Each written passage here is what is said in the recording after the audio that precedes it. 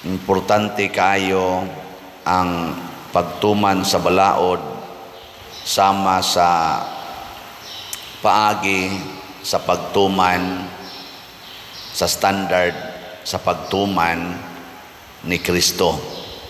O unsa man nga standard, bisan ang lagamayng kudlit sa balaod sundon gyud niya. Ang makapasunod ana nato sa gamayng kudlit sa balaod maura gyud ang gugma. Kanabang mutuman tas balaod nga dunay gugma. Mao na kining kasuko usa ni siya sa 7 capital sins. Dunay panahon nga magtuman tas balaod pero nasuko, di ba? Or kadaghan gina mutuman ta nga maggumbol, masuko, or mupatuman tas balaod nga nasuko. Naam sa nainana mutuman, nasuko, naasay nagpatuman nga nasuko. Sakto ang imong gipatuman pero doon alay kasuko. Mao na nay mahimo na kang impirnohonon. Mao na nga dinhi giingon ni Kristo, ayaw gyud kasuko. Ang masuko siyang isig katao mura rasad og nakapatay. Kaya ang kasuko mao man ang sinugdanan sa tao nga mupatay. Ligay imong tupad ing na musaad kang din masuko. Nya kita ra ba ato ra ba dayon ang dipinsahan? Moingon dayon ta di madaoy bisag kadang pari masuko man na. Musugod na ganita og reason out, musugod na tagdipinsa sa atong kasuko. Awan na patay na ta diha. Muna gugma. Nya unsaon man nato pagbuntog ang kasuko? Matod pa ni Kristo, i-kondisyon imong mind, higugmaa ang imong kaaway. Mo na iyang conditioning kay magsugod magina sa atong hunahuna. Kung nakondisyon ang imong hunahuna nga higugmaon nimo imong kaaway, murag maglisod ang kasuko og sod. Gilingi ana sa usab imong tupad ing na mohigugma na kag kaaway. Gugma kag kaaway. Kaning unang pagbasa si Elias gipangita ni Hari Akab. Gilutos ni siya. Buot siyang patyon. Pero sa dihang gigutom na si Hari Akab, nya layo siya siyang gingharian, giingnang Elias lakaw ngadto kaon. Gipakaon ni Elias nya wa naman problema naman kay sa Akab sa iyang gingharian kay wa nay tubig. Kay tulo na guto ka tuig og tunga nga wa nagiuwan. Nagampo si Elias nga muuwan para sa iyang kaaway. Wa may problema niya kay na may tubig iyang mainom kadtong iyang kaaway nga hari. Nga iya pa jung giingnan pagdag-om na kay gihatag na sa Ginoo ang uwan. Dali og uli giingnan pinagis iyang sulugoon ni Elias ingnatos Hari Akab nga padaliag uli kay base niya di na siya kalabang sa baha. Gitabangan yun, di ba? Nya ka mo mutabang mo sa inyong kaaway labi na nang gasigi og paningkamot nga patyon ka. Mutabang dili. Na hilom na. Ngano man kaya ngatong mind wa man makondisyon. Kini si Saint Anthony of Padua, San Antonio of Padua, bright kay ni siya. Bright kay ba? Intelligent. Gigamit niya ang iyang hunahuna, ang iyang intellectual capacity or genius aron tumanon ang mga sugo sa Ginoo ug isangyaw sa maayong pagkasangyaw ang sugo sa Ginoo. So iyang gipuy-an nya iyang gisangyaw ginamit ang iyang intellectual capacity. Munang may kaini siyang muwali, may sad kaini siyang mupuyo sa kinabuhi nga iyang giwa sa kinabuhi nga mao'y iyang giwali ang kinabuhi sa Ginoo sinunod ang panigingna ni San Francisco de Assisi. Nya mao na siya ang nakapahimong santo. Kanibang mag-uban na ning atong hunahuna, kasing-kasing, pulong ug buhat. Magkuyog na gani na sila nga pulos na gyud Dios nun, kana congratulations, padong gyud kas langit ana. Matod pas tubag nato sa Salmo, sa tuyatong tubag. Matarong ang pagdaig kanimo diha sa Sion, o Dios. Kaning Sion mao ni siya ang Jerusalem. Ang Jerusalem mao ni ang sentro sa pagampo sa mga Hudiyo. Tuwa ditong ilang templo nga matag tuig adto gina sila kanang gitawag nila kasaulugan sa pagsaylo, katong pagluwas nila gikas Ehipto. Ila nang subli-sublion pag celebrate mao bitaw to si Jesus gilansang sa cross panahon sa pagpista nila ani. Yan kinadaghan ng tao dito siya gilansang sa cross. Mo na ang pagdaig sa Ginoo diha sa iyang katilingban.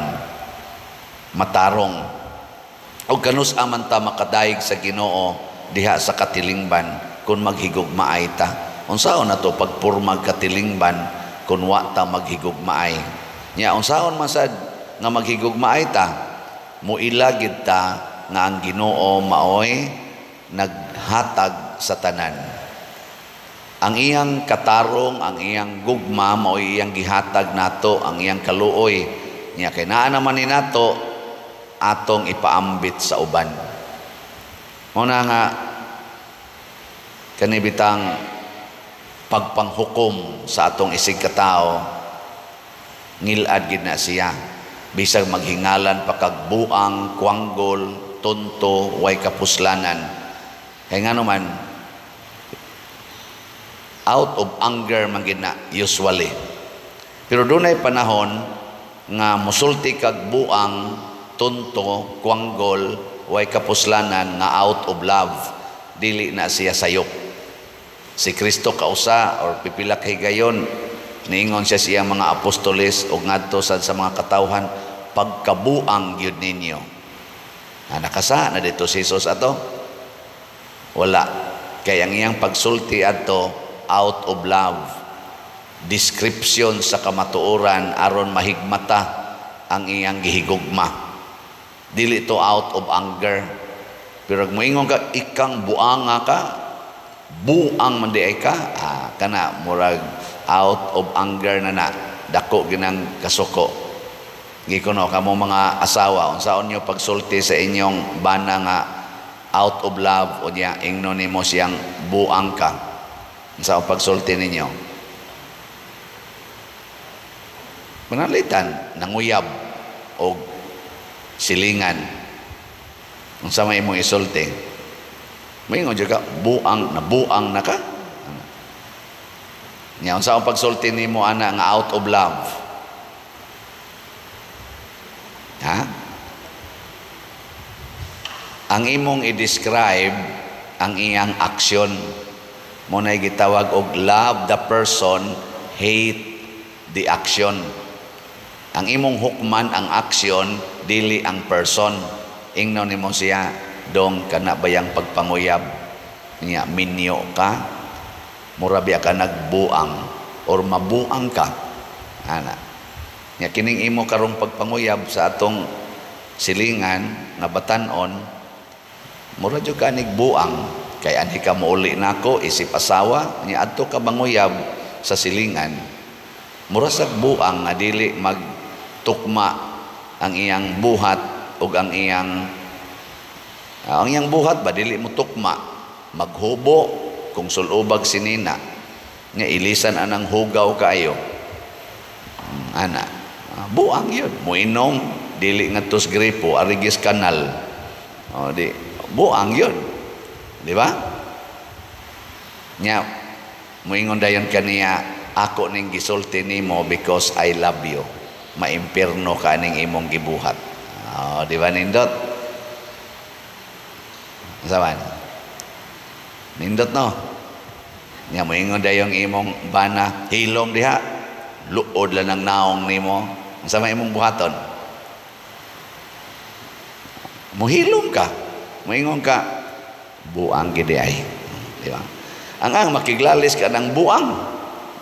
Makuan man, maggubot raman na, o man kapaingnan, buang makiglalis ka. Wa mo'y kapaingnan, hilom na lang, dawata na lang, buang gid siya karong panahon na nabuang sa iyang kaulag ngadto sa silingan.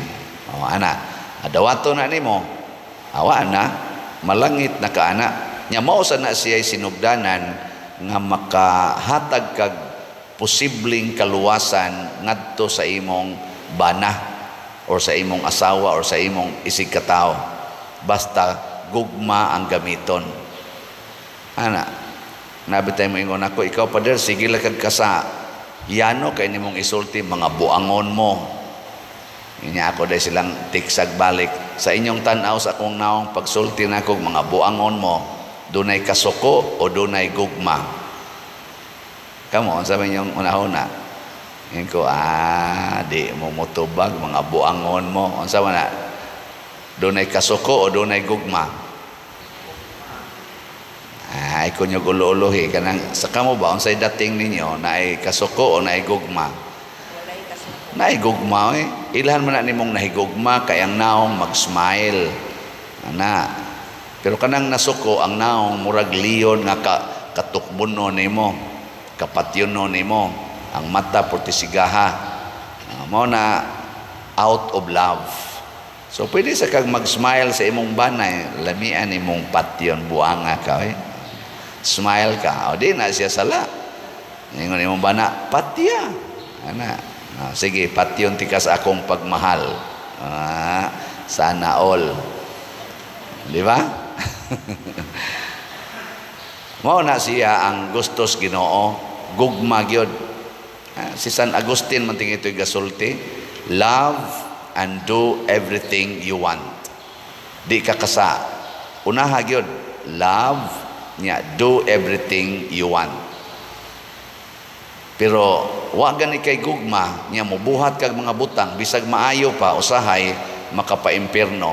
Pero nang wa kay gugma niya, nang laba ka, ang sa may imong pagbati samtang nang laba ka, labi na iniglaban ni mo sa mga bulingon at mga tapulan kaayo, katong sugoon ni mo di gyud mo tuman nya, nasuko ka, unsa may imong disposisyon sa pagpanglaba, sige giyaw-yaw, magsikag kuso-kuso, animal kitay magantos ani mga tapulan, sige taglaba ni mga bulingon, sige lagligid-ligid ang mga panuway dagko. Pero ikaw out of love, dang laba ka, may ngudyo ka, magkatakanta ka o kuhan. How lovely is your dwelling place, O Lord, mighty God. Kani, makapalangit kini nako, ana, kay para nis mga tapulan akong pinangga. Ana, nindot kayo. Labhan imong bulingon sa imong bana, nga ang mga lipstick sa iyang uyab, namilit sa kwilyo, namilit nga rin. Imong labhan ka, so sagit ka papas aning ko ana, ato lang ning papason kay para masulob na sa nisunod ang ana, di ba? Kitaan pa nimong mga nga na mga ticket dito sa hotel nga ilang gisudlan, makitaan pa nimo dito sa bulsa sa iyang kasunis ana, ay dito de sila ni check in, mahal man din ning rate aning hotela, ana, sakitan ka dili. Isip asawa, purting sakita, murag kumoto na imong dughan, murag kag mamatay, pero ayaw gyud kasuko, bahala nagmamatay.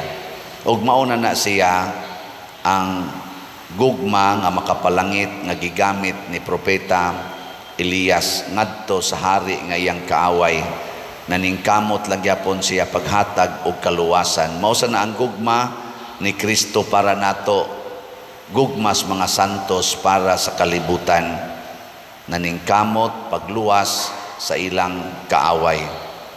Kita sa dinhi na may uban nato mga palaaway, pero sige lang tagpaningkamot aron mahatagan og maayong sitwasyon ang atong mga kaaway. No, di na kay na sila daghan. Ana, parehaning ato mga slat-slat para ni sa ato mga improvements dinhi, ang makabenepisyo ani ang tanan mangyod. tanan. Daghang kay magyaw-yaw nato sa una, ambot na pa ba'y magyaw-yaw karon, kanang giusab nato ang agianan ngadto nya ato ni dinhing gibutang gate ang ato dinhing agianan. Daghan kay nagyaw-yaw ana, pero kay out of love man ato nang gipadayon gani dako kay taggasto ana gikan sa ato mga slat-slat. Unsa may tumong aron maayo atong pagmisa way magsigagi-agi nya naay gate, tao ray makaagi. Adi pag yun madisgrasya ang mga bata sa siging badhas-badhas sa mga habal-habal nga pataka lagpadagan. At least gikan dito padong diri skilid safety ang mga bata nga gikas elementary school igso diha magduwa-duwa sila ana dagan-dagan safety kay to may agianan na para gid sa sakyanan layo sa atong gimisahan. Out of love karon tingali nakakita na sa nang ubay-ubay nga wa man day na si Rade agianan man day gyapon safety pa. Di ba? Kay kaning out of love ibutang man gid na sa maayong sitwasyon ang imong gihigugma. Sa una diha ato agianan atubangan ignaog nimo sagdanan sa atong simbahan naa dayong sakyanan siging agi ato yung gigasto ag kwarta palit atong yuta diha ato na agi ngadto maayo na dili. Kana out of love gasto tag maayo pero naa diha moagi ang ubang mga yaw-yawan ni agi diha ang ubang mga bugal-bugalon siging saway nato pero sige silang agi diha sagdi lang okay ra gyud kay nastadan ana no kay nahigugma man ta nila mao na siya makapalangit sige lang yapon magpalit og slat kay para na sa makapalangit na masay magsigig saway ani atong slat-slat sige lang higugma lang yun. Una nga ang gugma nga gihatag ni Kristo nato gikan gyud kasing-kasing dili lang sa pulong muna gusto sad siya nga kita mobuhat sa mga butang dili parehas mga Pariseo nga naaras bakba ang ilang maayo ug sa ilang panggawas pero sa sulod naa ang mga yawanon nga huna-huna og pagbati. Si San Antonio de Padua dali kay ni siyang naordina na canonize namatay ni siya 1235 at 1231 na canonize po ni siya og 1232 wa gani kaabot kayo namatay siya og sa tong pitsaha sa maning pitsaha siya namatay 1231 karon June 13 niya na-canonize ni siya May 1232 so 11 months lang nga naman kaya ang iyang kasing-kasing grabe ang paghigugma para sa Dios ug para sa isig katao hinaut unta maliwatan ni San Antonio de Padua.